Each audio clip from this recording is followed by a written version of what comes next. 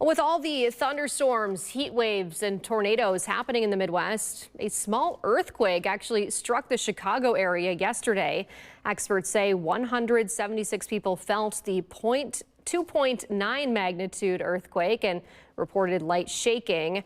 Earth scientist Suzanne Vanderlee says that they can record more earthquakes now of smaller magnitudes like this than they were able to before. It was relatively shallow at 5 kilometers beneath the bottom of the lake, and it is unusual for it to occur there. In the past 2 decades, there may be a little bit more than a handful of earthquakes of magnitude 2 point something, 3 point something in northern Illinois.